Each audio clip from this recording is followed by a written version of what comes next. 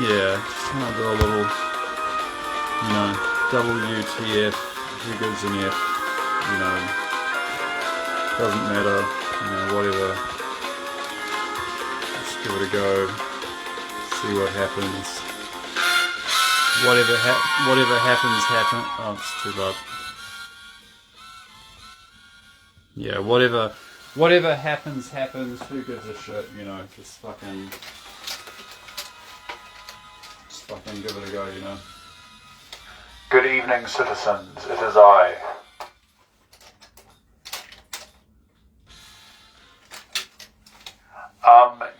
So I'm pretty sure everyone realizes that, like, on some level, when you look around and when you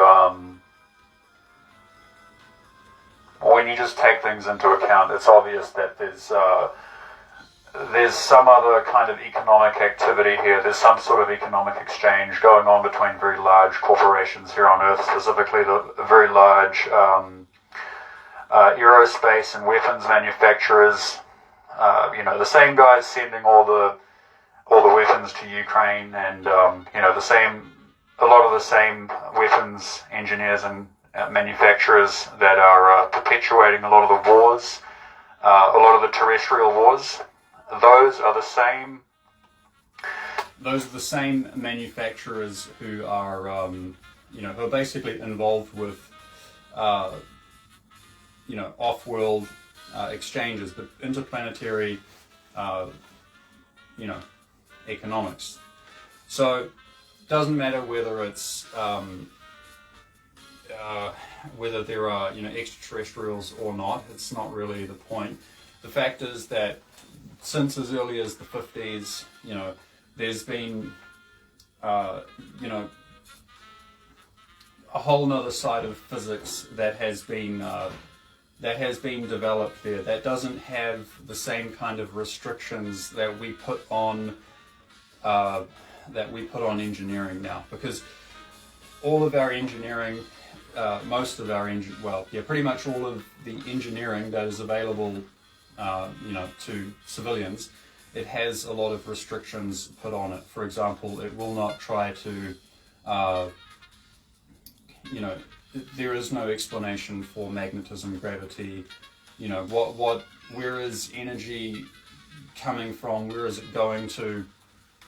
It's all very materialist, right? There's no explanation for, they're not looking at the actual substrate, the actual space-time substrate that we dwell on. What is it made of? What is time? What is space? And how do we engineer those? How can we engineer space and time, electricity and gravity, somehow to get from point A to point B. And so, these big corporations like Lockheed Martin, Northrop Grumman, some parts of NASA, they've already been doing this for a long time, and it's like, well, if this kind of technology existed, then they would just use it in wars. It would just be used in wars, and that's very easy to understand why it is that we don't see, very exotic, beam weapons and anti-gravity and stuff being used in wars, because this stuff is very much what is being used for interplanetary trade. It doesn't really concern. It's not really concerned by these very petty terrestrial issues, which very much benefit the manufacturers who have those technologies. Because they sell just very small sort of off-cut technologies, just the conventional guns and bombs that they manufacture. Those is what they sell to perpetuate the wars on Earth, while they basically benefit from the good stuff, the exotic technology, the anti-gravity, the time dilation devices, all the other crap that they have. And so there are extraterrestrial solutions, or there are extraterrestrial opportunities. And a lot of us are just being, we're being restricted by, terrestrial limitations. So there are a lot of, it seems like there are a lot of restrictions, even if you have $1 trillion, you are restricted to on-world activity. The best you can do is, perhaps have your own private jet, have a big, maybe own your own cruise ship, or maybe you can have a submarine, I don't know. But you're not going to get off-world if you're only have a foothold in the terrestrial limited terrestrial economy. So we have to basically, break the ice somehow. And people are doing these CE5s where they're doing this meditation, this thought sequencing, and they're able to get someone's attention out there, because when they do this thought sequencing, and I've been to these events, I've been to several of these events here in New Zealand, and when we do this, we have flybys, we have these, I don't know, are they extraterrestrials, or are they ships being piloted by people, by these entities, by these terrestrial entities? We don't know. Until one of them actually lands and they come out and they explain, then how do we know? Yeah, maybe you got some perception in your third eye, and it says that they're saying they're very peaceful and they're explaining who they are, but how the hell do you know unless they actually landed and got out and made it very, very clear?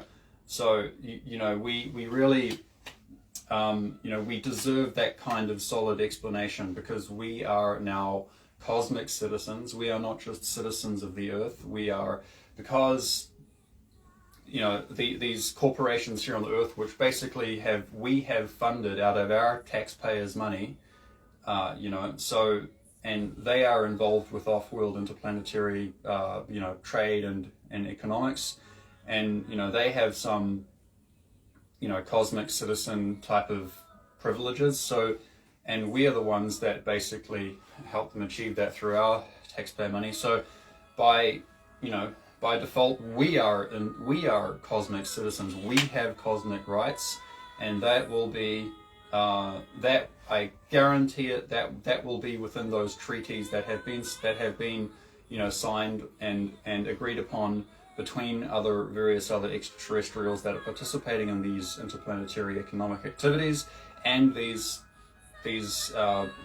corporations here on Earth that are doing it. So all we have to do is we have to appeal to our cosmic citizen rights, and that's what it is. So we appeal to our cosmic citizen rights, and we make it clear that if they are not letting us into that is basically quasi-slavery.